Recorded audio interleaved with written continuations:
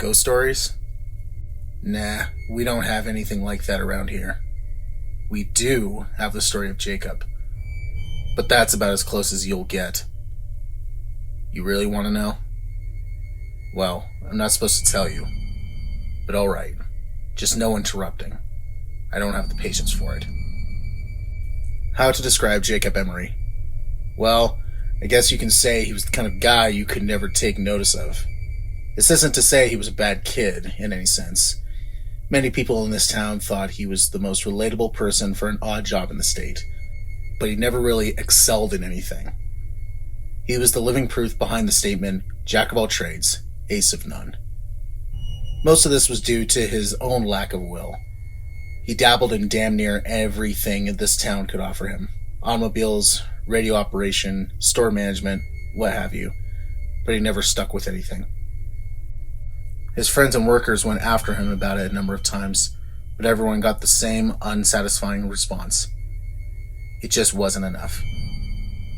Needless to say, any friends he kept were either very patient or never spoke of the matter altogether. It was probably inevitable then that Jacob would leave to go abroad. I don't remember where he went, but I think Gertrude down the street knew before she passed on. You'll have to scout someone else if you ever get curious. In any case, no one even tried to stop him. Everybody thought that a little travel would stomp the ambition out of him, or at least feed it until it was no longer an issue. Hell, we even gave him a sending-off party, which I thought was pretty nice for everybody.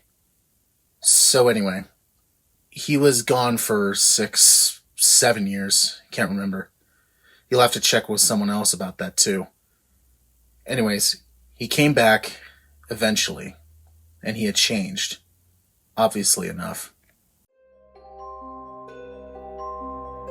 He was amiable, energetic, all smiles all the time, and we all quickly learned why. He showed us a souvenir he brought back, a solid black stick, the length of a pencil, with the texture of chalk. We all wondered why on earth such a simple thing would prompt such a spring in his step, until he gave us his demonstration. He took a piece of paper, and with the stick... God, there's got to be a better word for it. With this stick, he drew a crude circle. It dropped, and rested on the border of the paper, like a stone. It didn't leave the paper, but it acted out on it, sort of like an old movie projector on a screen. Son, I know how crazy that sounds, and if you feel like playing skeptic, then you can leave an old man to his craziness. But I know what I saw, even if everyone's been hushing it up, and that stone he drew dropped. Jake even passed around the paper, and as it was being passed, it rolled around as the paper got tilted. None of us had any words for it. Hell, what was there to say? But he continued drawing demonstration after demonstration for us. Stick figures in various pageants and plays during everything from fighting each other to making perfect human pyramids. And we all thought it was incredible. That was all the go-ahead he needed.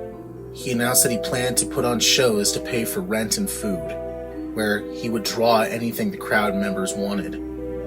That we talked to some length about, and he eventually convinced us that it would be safe. His drawings ethical, the practice lucrative and unique, and the attention would not go anywhere outside of the town's borders. Poor Jacob. If I'd not been so swept up in the moment, I might have read the signs right then and there, and saved the sorry son of a bitch by snapping the terrible thing in half. But I was younger. We all were. And we saw no problem with encouraging him with that we all saw as an incredible experience to be shared with everyone else. Now, he didn't have any big radio or television connections, mind you, and the internet wouldn't come around for another decade. So he did what all people on a shoestring budget do. He advertised his show with flyers. Flyers might not mean anything to you city folk, but in a small town, they gain a fair glance over from time to time. And what's more, Jacobs managed to stick out by having little figures jump up and down and whatnot to get people's attention.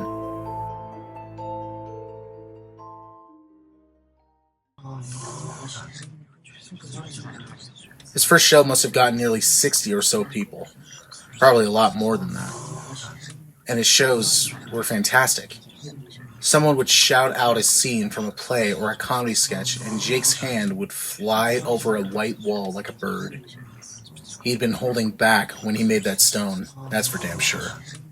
His illustrations were all spot on, and he could make an incredible human figure in minutes. Come to think of it, I don't remember any of his scenes lasting more than 10 minutes to make. They were all really well done scenes, too.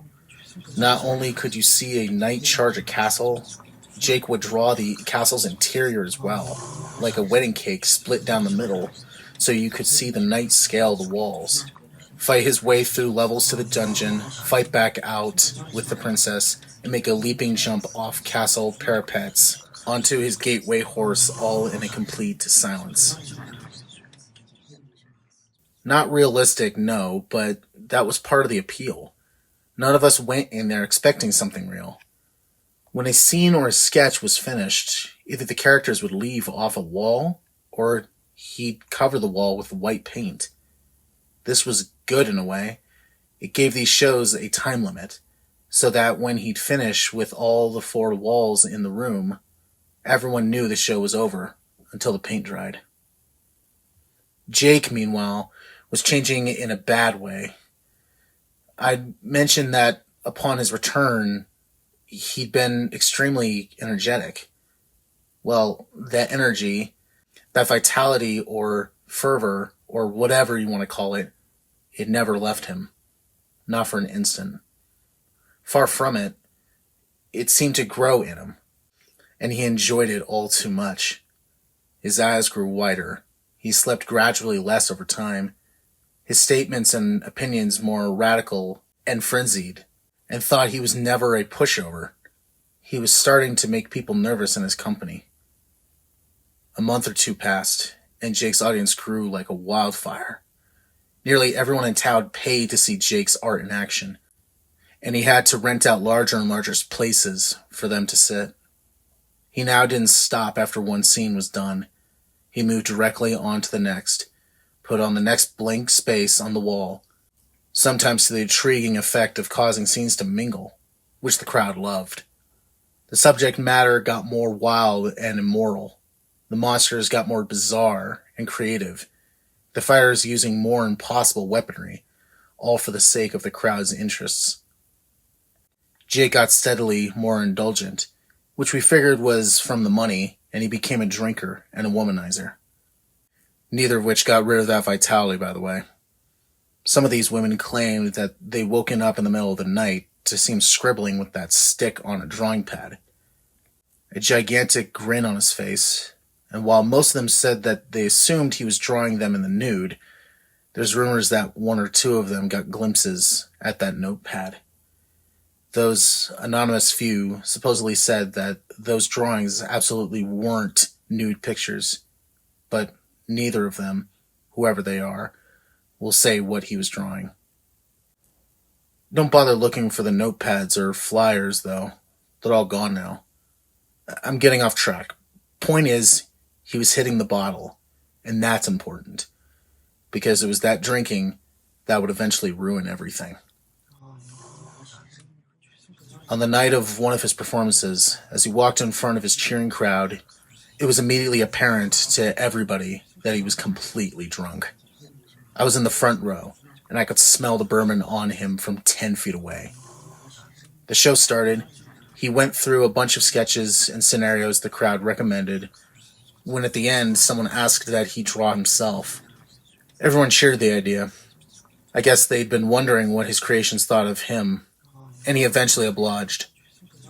No sooner had Jake finished connecting the final 2 lines on his coat than every single character across the vast, expensive wall all stopped and looked directly at that illustration.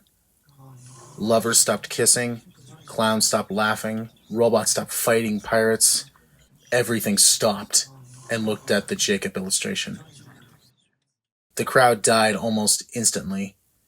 I remember Jake's face at that moment, pale white, full of terrible comprehension at his mistake, and looking desperately for the cans of white paint he'd forgotten to put out before the show. Everyone else, they were looking at the fake Jacob. That Jacob reached into his jacket pocket, pulled out a black stick of his own, and as we all watched, drew a door. He pushed on his side, and the door swung open, allowing him to walk through onto the floor of the auditorium.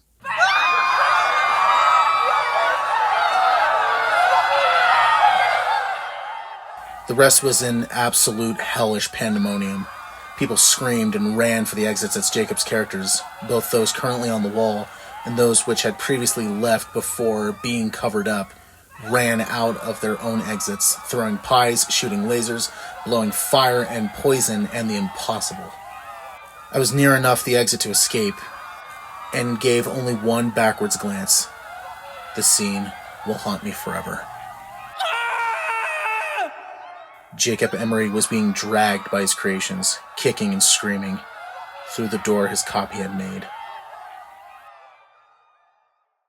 The auditorium burned down, obviously enough, but I have no idea how many characters escaped, what happened to the fake Emory, or how many people died.